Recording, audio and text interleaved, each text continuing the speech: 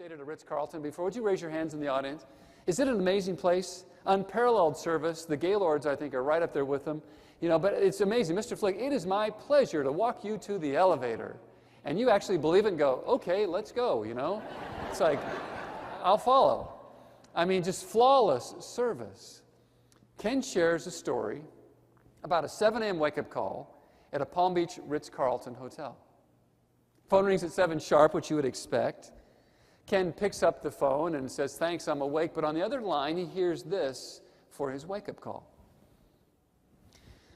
Good morning, Mr. Blanchard. This is Rita. It's a beautiful, balmy 76 degrees here at 7 a.m. The high is going to be 87. It is a glorious day today. Mr. Blanchard, I've checked your itinerary and see that you're leaving us and heading off to New York City. We're so sad. But Mr. Blanchard, I've checked the weather in New York City, and the high is only going to be 41 degrees. Mr. Blanchard, would you consider staying a couple extra days with us, sir? That's a wake-up call. Ken yells back into the receiver, who is this? And she comes back online, and, well, Mr. Blanchard, this is Rita. Well, Rita, I know that's your name, but you do this for the hotel. Catch the response. No, sir. I'm in housekeeping. I'm a maid. We take half-hour blocks. We don't believe anyone should be recorded or greeted by a recording, excuse me. And Mr. Blanchard, I hope I did a great job. And again, sir, you have a great day. And she hung up. I was working at the Waldorf Astoria in New York City a short while ago. You would think they're competitors, right? Waldorf, Ritz, right? Would you think so? I would. I set a 7 a.m. wake-up call at the Waldorf just to see how they're competing with the Ritz.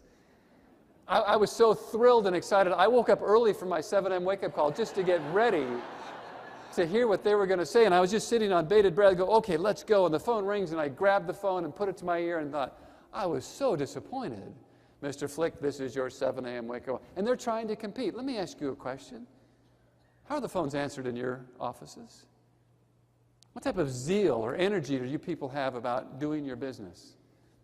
Trust me, things can get mundane. I understand that. You get knocked on your can. I get that. I understand about risky credit decisions. I know there's some challenges and all that. But still, beyond all that stuff, what's the trigger that allows you to live on your go and grow side?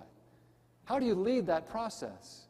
What's the trigger like I take 2 quarters out of my pocket? What do you have when going's really tough? How do you motivate yourself? How do you focus your energy? How do you get your teammates to focus their energy? I'm not talking about motivation like you got your iPod on, you're cruising down the street on a walk. I'm talking when it's crunch time. What's the trigger that you pull out that says, I can rise above this and lead my team?